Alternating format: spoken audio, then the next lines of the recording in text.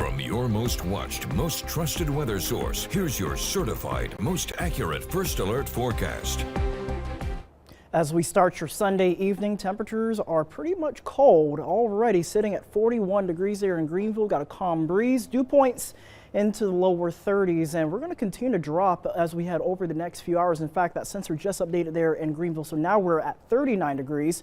37 in Kinston, 46 there in Oriental, 40 degrees even along the coast in Hatteras. So it's one of those situations where, you know, normally the coast will stay roughly a few degrees warmer than inland areas, but under this situation here, when you have a calm breeze, a light breeze casually around 3 miles an hour there blowing in from the west and Beaufort, when you have that, you're going to have these colder temperatures making it to the coast, and it's going to be like that over the next several hours. Overall, we should get down into the lower 30s. We will have some increasing clouds that'll sort of cap the temperatures into the 30s during the overnight, but regardless, it is still going to be a cold evening for many of us. First Alert Live radar, nice and quiet. Got a little bit of isolated showers just to the north and west of Rocky Mount, where we got one disturbance making its way across parts of Virginia and western North Carolina, and we have persistent snow showers going on across parts of the north and the east, and the frigid air is definitely not far behind into the teens and 20s, 1 degree there in Minot, North Dakota. Now, our current pattern has been showing persistent cold air in place along with frigid temperatures in the Great Lakes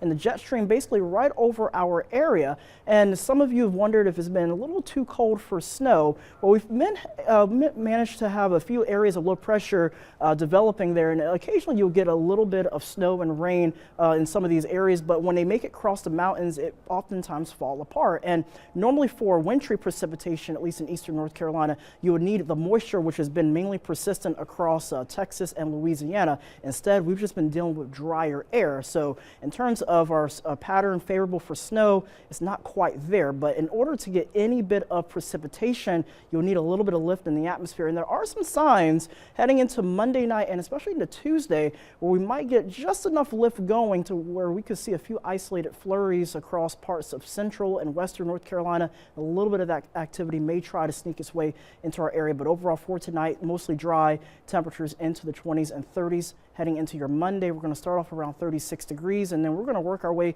into the middle 40s by the later part of the afternoon. But overall, over the next 8 days, 44 degrees in the forecast for Monday, 42 on Tuesday. Got a 20% chance of a brief shower or flurry overnight. Again, not amounting to much. It's very quick passing event there. It will rebound to around 60 there on Thursday, and then overnight lows remaining into the 20s and 30s. Yeah, and Russell, asking for a friend, what would you describe flurries? Because a lot of people think flurries are snow, snow is flurries. So flurries is like a very, very, very light snow shower that doesn't really amount to much, at least on the surface. Okay. You're really talking very like bare minimum amounts. Now, when you're talking about snow, like as my definition of snowfall, like moderate to heavy snow, you know, light to moderate accumulation, and we don't see that coming on at least in any time in the future. But in terms of a light flurry, can't rule it out. Can't rule it out, but it's going to be more cold than anything else. All right, that makes sense. All right, thanks, Russell.